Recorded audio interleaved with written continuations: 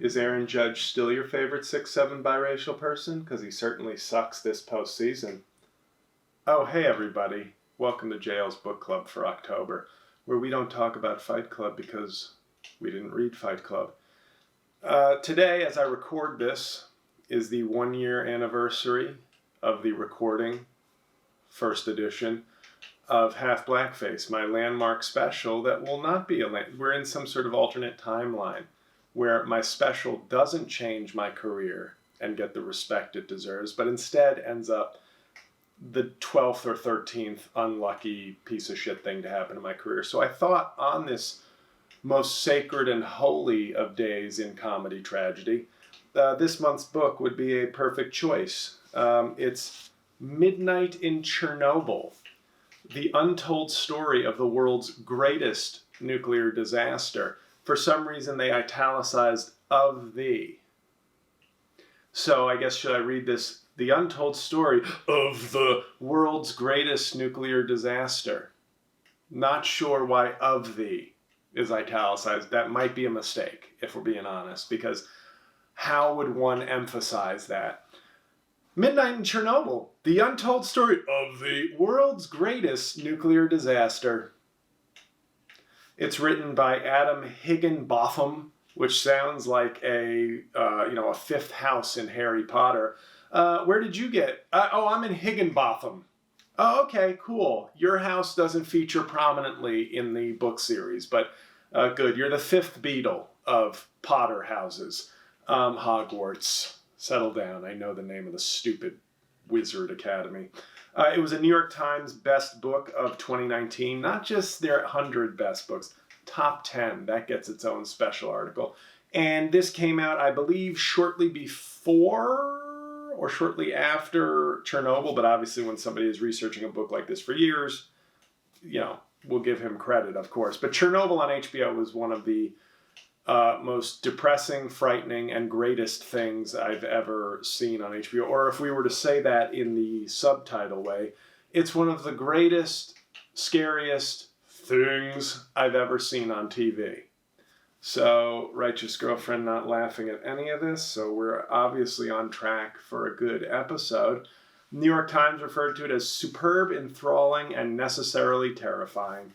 Now, if you've seen Chernobyl, as I have, you may think, JL, is it really necessary to read this book? And I would say yes. It's an excellent book.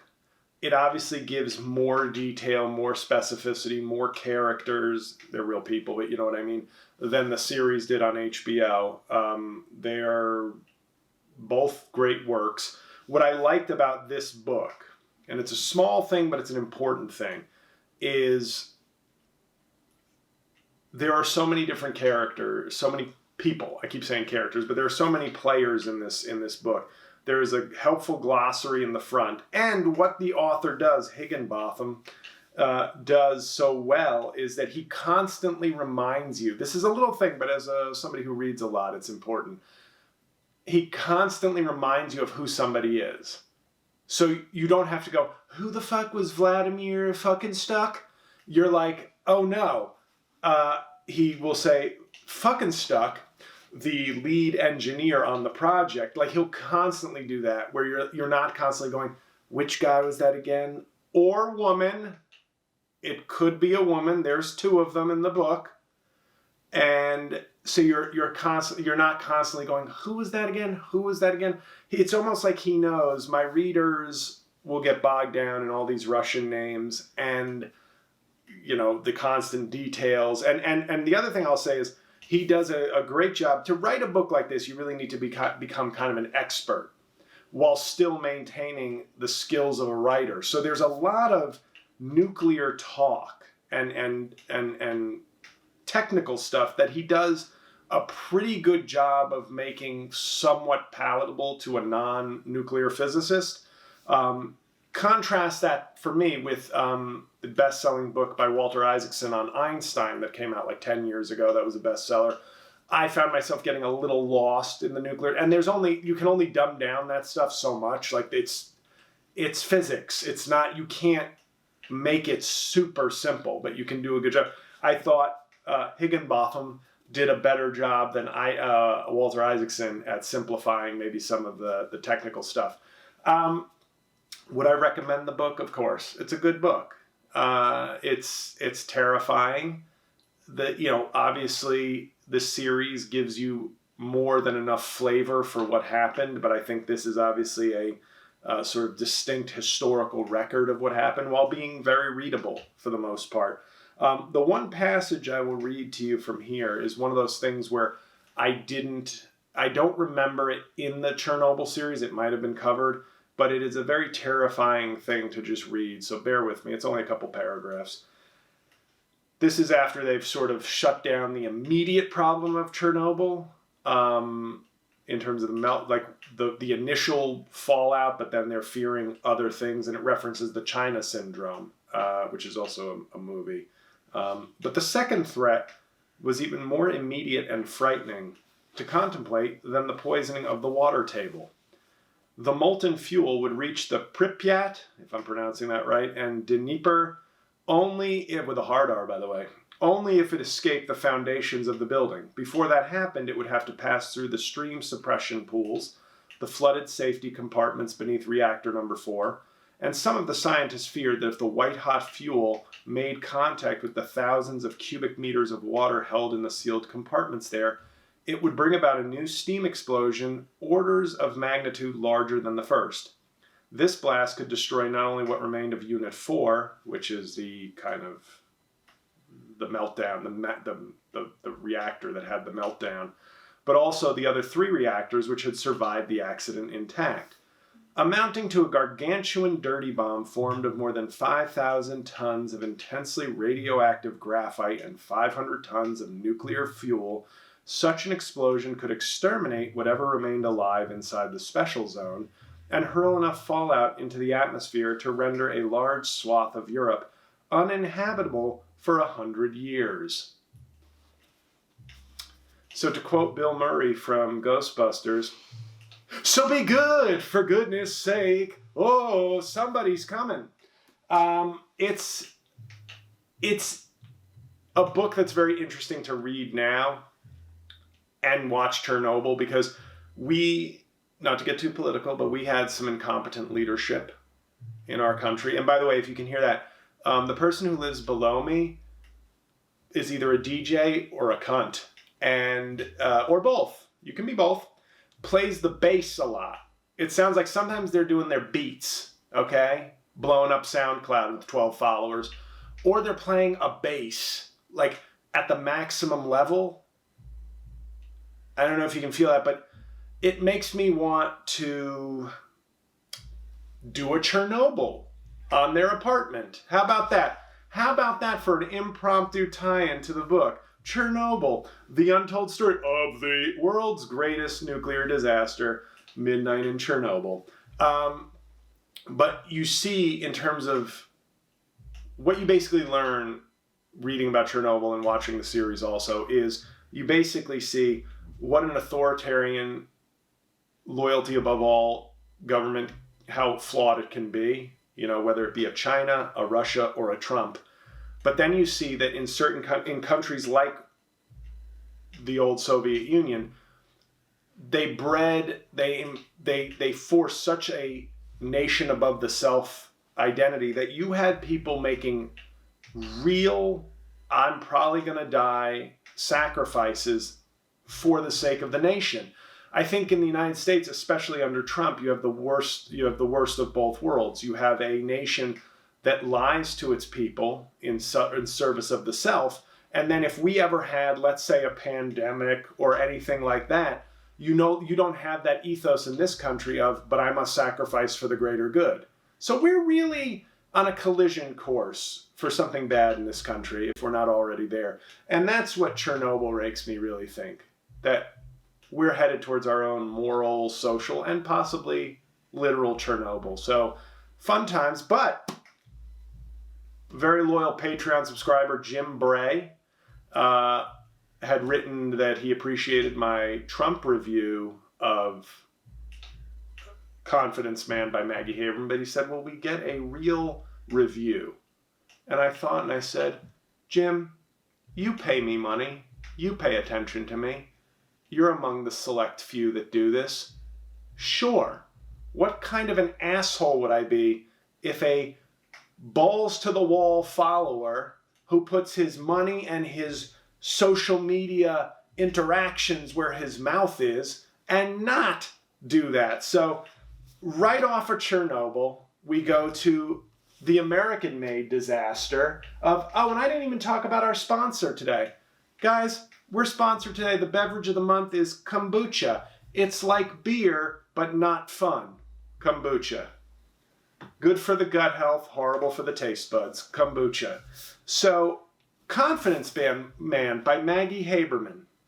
Okay, it's a real thick book. I read it because my job has no work right now, and that we may turn this Patreon into a fundraiser at some point, or a Jerry's Kids telethon if I lose that job. But wouldn't that be fun, guys? Losing a job that I didn't want because comedy sucks, and then I have to go, all the work I put into comedy made me less effective at my day job, and now I have neither.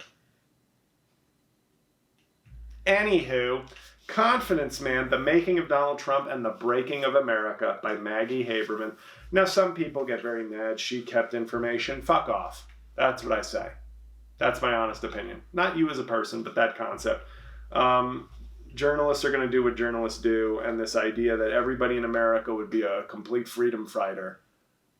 You know, except for journalists, everybody else would sacrifice their money and their contacts and their industry for the good of the people. No, everybody in this country is a fraud, except me. Here's just a funny clip. I liked the book, but I'm gonna be honest. And Habes is a follower, so not a Patreon subscriber though. I wouldn't put this out there in the real world. I don't want that smoke. I have read a lot of these Trump books. I've read 2 Woodward books. I read the one by Mary Trump, which I liked. I've read one of the Carol Leonnig, Philip Rucker books. I've read a lot of these books. Obviously, Fire and Fury was kind of the first one by Michael Wolff. I've read a lot. I have like a half a shelf that's dedicated completely to Trump books.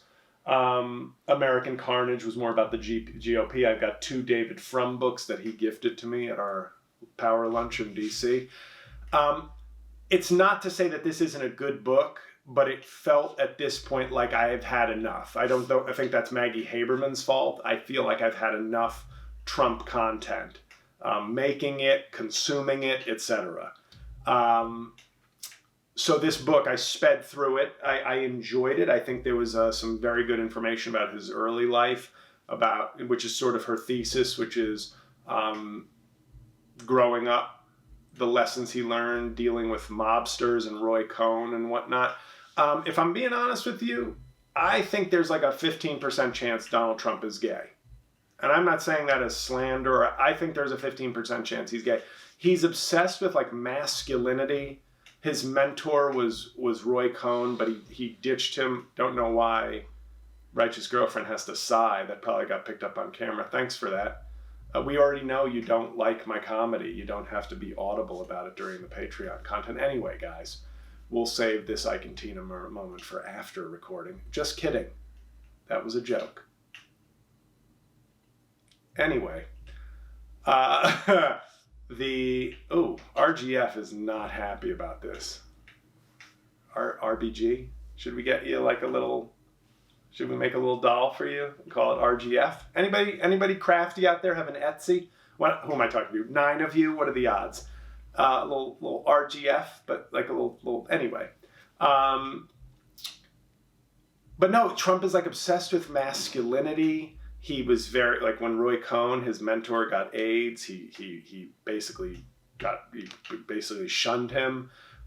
It's unlikely, but, doth protest too much. There is a vibe throughout this of his obsession with like strength. It's a very, like, we all know that I mock Mike Pence for his, broad-shouldered Donald J. Trump. But Trump himself is very obsessed with big, strong guy. Oh, look at that guy. He's a big, strong guy. Bet he lifts a lot of weights and eats protein shakes and sleeps in the nude. How about that? Big strong guy right there. Anyway, what I found funny, though, I'm going to read a passage. So the gist of this is, without it being a critique of the book itself, if you have read as much Trump stuff as I have, by the time I got to this book, I was like, yeah, it adds a different perspective, but I don't really think I gained too much from it, and I think I'm all tapped out on Trump content. So I think that's a fair way to put it, without shitting on the book, which is a fine book. Is it my favorite Trump book? No. Fire and Fury was the most sort of salacious and enjoyable. That was the first one. And I think the Mary Trump one was actually very illuminating, which is really a complete focus on the family and what a creep he was. So it's more like this gives you, if you only want to buy one Trump book, I think maybe this one gives you the best one volume take. But if you've read all the other ones I've read, unnecessary.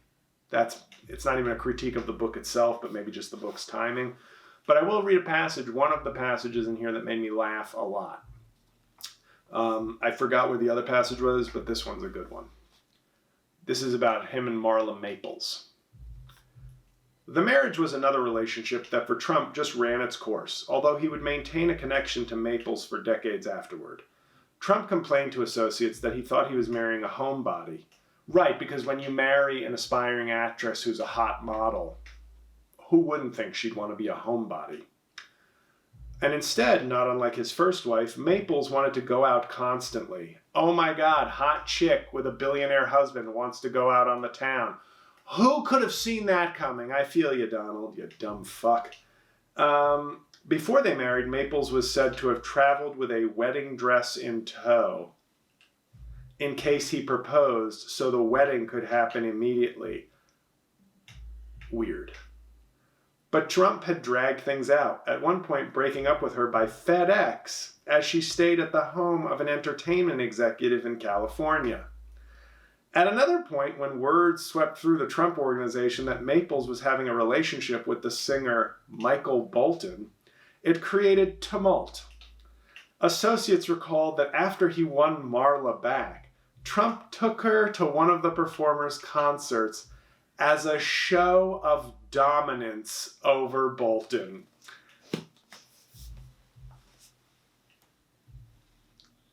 I think that's one of the funniest things I've read all year. Only Donald Trump could think going to a Michael Bolton concert would be a show of strength. This is an example of like his juvenile need to feel like I hope you laughed at that the way I did. So there's like some good tidbits in here. It's a good book. If you haven't read all the Trump books like I have, I don't think you can go wrong getting this. But if you have read the ones I mentioned, or most of the ones I mentioned, you can probably skip it, to be honest. I just gave you one of my favorite passages. There's other really good passages, but when I took her to a Michael Bolton concert as a show of dominance, like he's a fucking animal in a David Attenborough documentary. As you can see, the Donald Trump shows up to the easy listening adult contemporary concert with the woman who had previously been mounted by Bolton as a show of strength to the long-haired crooner doing reboots of black musicians' music. It's very weird and funny. So, Midnighter in Chernobyl, read it. If you're not into reading, don't know why you're watching this, but if you're not into reading, you gotta watch the HBO series. As somebody who's consumed both, I would recommend the book. And it almost feels, honestly, like an act of respect to read history like this because of the courage of these people who in many ways were mistreated and buried, literally and figuratively, by sort of the Russian USSR government to hide their own ineptitude and corruption. So I feel like it's almost like by reading a book like this, you're honoring the strength and the courage of these people, much like in the movie Coco, where if you remember the dead, they stay alive in the afterworld. Everything can be brought back to Coco. Arguably the greatest animated film of all time. Sorry, Encanto, you suck. And we don't talk about Bruno, because that movie sucked. And Confidence Man, a lot of good stuff in it. So if you haven't consumed these Trump books, I don't think you can go wrong with it. But if you have, you'll probably find it mostly redundant. It's more of like a overall history, whereas like some of those other books I mentioned go into like specific details on each topic. So like the Mary Trump book is like, I think, the best book on young Donald Trump. Where he compliments his niece on her rack. The tasteful things like that only a strong Christian patriot would do. Okay, so there, you got 2 books this month. What a bonus for all 3 of you still watching. Next month, and I'm already almost done with this book, so you will get this book review much earlier in November. His name is George Floyd. It has been named as a finalist for the National Book Award now. This is going to be a very good review, and it's without spoiling it, I am enjoying the book so far, and it ties in to last month's review of Wilmington's Lie, which I know several of you bought. So I'm still waiting on that check, for promoting it through my massive Patreon platform. So that's next month's book. I thank you for being Patreon subscribers, for watching the book reviews. Me and the RGF, we've telepathically made up now, so you don't have to worry when the camera goes off that some sort of Netflix true crime series is going to take place. We're all good. So that's it, guys. And as I like to say, remember, books, they're like documentaries for smart people. Till next month.